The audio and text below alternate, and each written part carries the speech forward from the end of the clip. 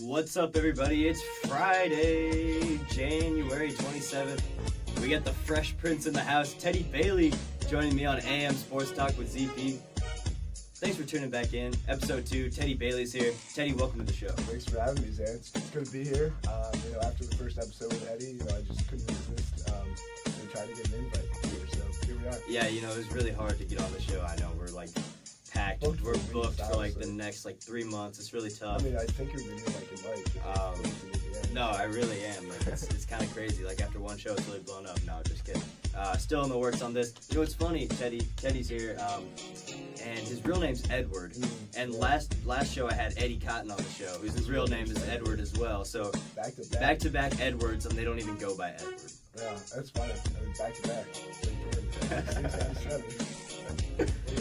Teddy Bailey in the house today. We're going to talk some NBA, some IU hoops, some recruiting. Teddy, first tell us a little bit about yourself, what you do, what you've done in the past, where you're from. Give us a little bit of background. What's up? What's going on, everybody? I'm Teddy Bailey. I'm a sophomore here at IU. From Philadelphia, Pennsylvania. I currently cover Indiana athletics for the Indianapolis Star and Louisville Courier-Journal. Help out with the main guy over there, Zach Oscar. Great guy. Where's that going? So I've covered college basketball and high school basketball since I was in high school. Seen a lot of basketball, seen a lot of players. It's been fun. It's been quite the ride, ups and downs. The Cleveland Cavaliers, who have really struggled as of late, losers of 6 of their last 8. Their last loss came 2 nights ago at home in overtime to the Sacramento Kings, 116-112. The Kings, their social media put a nice little L up on Twitter. Did you see that, Teddy? Yeah, Sacramento Kings might have the best Twitter in professional sports. They do this often. I remember the Sixers played them, and Boogie and Joel had an exchange back and forth, and they were incredible. The Kings Twitter was pushing for Joel Embiid to make the All-Star team with Boogie, and it was incredible. So yeah, they've been known. It's I don't know what it is with the Kings, because it's the Sacramento Kings and the LA Kings are the 2 best social media accounts, and they're just a riot. So I don't know. Yeah, that was funny. There's definitely the NBA social media accounts are off the charts. There's a lot of good ones out there. I think the Atlanta Hawks have a pretty good one as well. But anyway, that's a debate for another time. We're going to talk about the Cavs right now, losers of 6 of their last 8. LeBron said he wants a playmaker. He's the guy. Do they need to bring in someone, or what's the deal here in Cleveland? What do they need to do to figure this out? Yeah, I've been thinking about this for a couple days now, ever since they slid.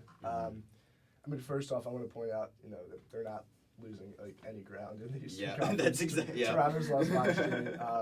They still have 3 games on the Raptors for the 1 seed, and I think Cleveland fans are pretty quick to push the panic button at times, but I wouldn't push the panic button until you lose that 1 seed.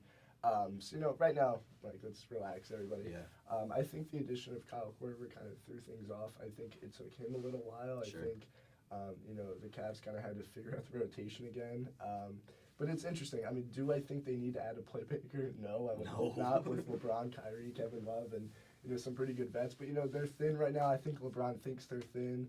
If I'm mistaken, J.R. Smith is out. Richard Jefferson, is taking care of his just a couple role players really that they're missing. Yeah, J.R. Smith's a guy that can contribute off the bench.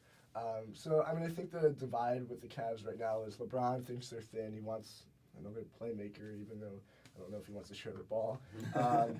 And their GM David Griffin thinks they've gotten enough playmakers, and their owner Pat Gilbert.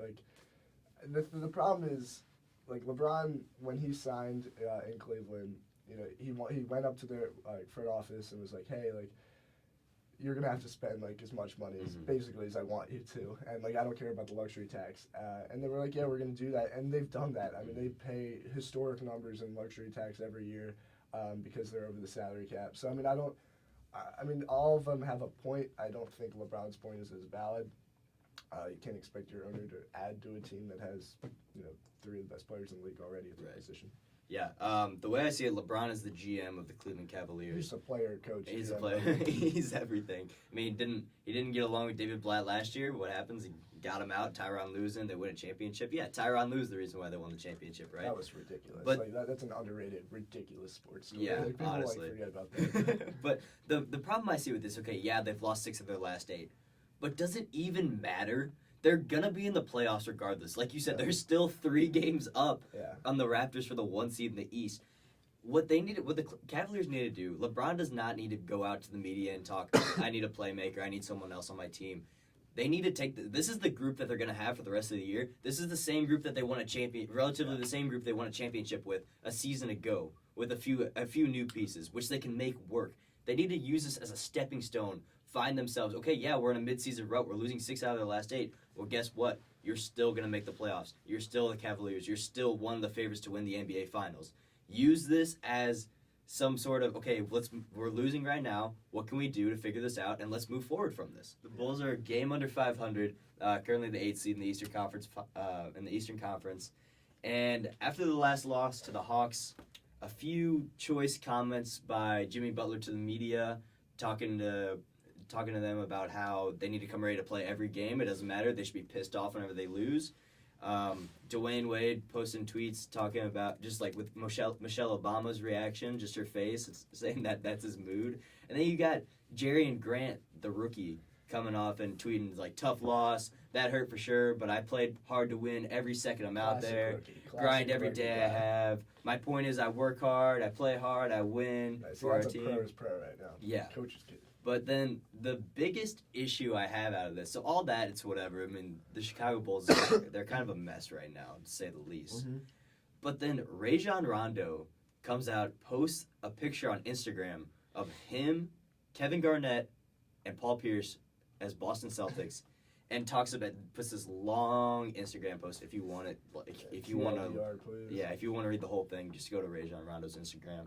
Talking about how my vets would never go to the media. They would come to the team. My vets didn't pick and choose who they wanted to bring it. They brought it every time they stepped on the court. Things like that. But my problem with this, okay, Rajon Rondo, you just put that Instagram post up. Aren't you a veteran now? You're telling us that these guys in Boston that you won a championship with, they taught you all these things, and now you're just gonna post a picture on Instagram of them and say that they taught you all this? Go take that and apply it to your own team because they need it right now.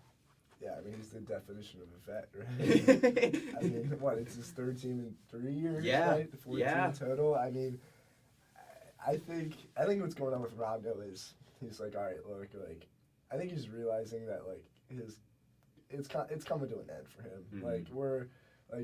His prime was a long time ago. Yeah. And it's kind of a shame because, he's one of the best passers, was in the league. Yeah. So it's a shame. I mean, this is just turmoil, classic NBA, personalities, egos getting in the way. I think when you have 2 guys like Dwayne Wade and Rondo that, just are used to winning, and they're used to dominating, they're used to, the expectation of winning a title every year. I think when they realize it gets hard, they just point the finger on, everyone else on the totem pole. So, I mean, I don't think their chemistry is really great right now. I just hate how Jimmy Butler, he's only 3 years younger than Rondo, but, for some reason, Jimmy Butler seems like way less of a veteran than either of those two. I agree. Maybe because he's just come on in the scene, as of late. He hasn't won a championship. Yeah, but, the way I perceive veteran, Jimmy Butler is, kind of there, but not really. But Rondo and Wade, it's their team. And they have the talent. I mean, that's the kind of saddest part. They have the talent to compete with anyone. They're just really not putting. Hey, Bailey, native Philadelphian in the house. Educate us on some 76ers basketball. Yeah, I mean, honestly, it's the best time ever right now. People, Sense AI. People random people will come up to me if I'm wearing something about the Sixers, and they'll just have a conversation. And I'm just since when? It's like the Sixers are America's team. That's honestly what it is right now, and it's absolutely impeccable. Mm-hmm. The thing with the Sixers is this is the best time to be a Sixers fan because it's you still don't expect to win, but you have this idea that losing really isn't a thing anymore. And this is the most rewarding time to be a Sixers fan, or really of any team. Think of a team that's been terrible for the last 3 years, and then they start to get good. Yeah. When you're a fan of a team that's starting to get good, it's the best time ever because I can just be obnoxious and blow up group me's and being yo, the Sixers are gonna make the playoffs. They're 4.5 games out. watch out, Houston. Like, we got you tonight. So, like, when they get really good and they become the Cavs, it's going to, like, be way less fun. Mm-hmm. Because the regular season won't mean anything. Absolutely. Joel Embiid won't be transcendent. He won't be the sun. Like, right now, he's a national monument, and it's, like, the best thing that's ever happened to me. And, you know, people are probably annoyed with, like, all the talk about, like, Sixers, and they're still, 10 games under 500. But, I mean... But they've got to watch the games. No, absolutely you have to. I mean, they've won 8 of the last 10. Yeah. They're rising. They're beating good teams. Exactly. I mean, they beat the Clippers, and all right. So they beat the Clippers one day, and then they flew to Milwaukee overnight, and then beat Milwaukee. And both games were without Embiid before it, obviously Simmons. Recruiting, Teddy, you've covered a lot of recruiting in your past. Yeah, sure. Recently, you just watched IU recruit Clifton Moore. I'll talk about Clifton. Talk about him a little bit. What do you like about his game? What are some skill sets you think he can bring to Indiana? Yeah, it was fun. It was kind of a fun thing to do. I've seen Clifton a couple of times, but never really had the chance to kind of like sit down with him and get to know him a little better. So for those who don't know, he's the 3rd member of Indiana's 2017 class next year, along with Al Durham and Justin Smith. Mm-hmm. Justin Smith being the highest rated player of that class, and Clifton Moore being the least highly rated player of that class. But I think it's, a mantra that, Clifton kind of likes. So he's 6'10", as his high school coach said, he runs like a deer. He's got to grow into his body. That's his biggest thing. Yeah. He's a kid that can, his team's bad. His high school team is bad. His AAU team, isn't a shoe-sponsored program. Didn't really get to play against the best competition every weekend of the summer in AAU. That's not to say that he didn't play against good competition, because he did, but not all the time. So he's comfortable in the perimeter, because basically what happens in his high school team is he'll play. They don't know how to give him the ball. So Clifton's going to be like, this was like honestly kind of sad to watch. And like I've seen Clifton's high school team play like a lot over the years, and they're kind of always kind of like this, but this was bad. Like Clifton's in the middle, he's trying to get the ball. And they just don't know how to pass it to him. So Clifton's literally like forced to play on the perimeter. He's forced to kind of like have the ball up top and like take threes. And that's I feel like that's forced him to become a very like good 3-point shooter for his size. Also for the fact that he was like 6'2", 6'3" his freshman year, and now he's 6'10" as a senior. Yeah. So he doesn't weigh them. How much does he weigh? It's like 180, maybe. It's not much. No. He's got to grow. That's his thing. Like he can be like dominant. Yeah, I wouldn't call him a project. I'd like the word sleeper a little better, just because if Thomas Bryant leaves, if OG leaves, they're gonna need like minutes. Any final thoughts? Thanks for joining me, man. I really appreciate it. Happy Friday. Yeah, happy Friday. Hoods up. Teddy, where can we find your work at?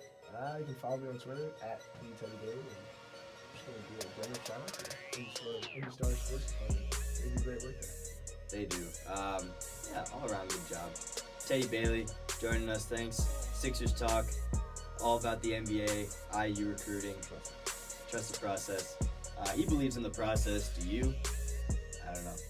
Thanks for watching AM Sports Talk with ZP. We'll catch you next time.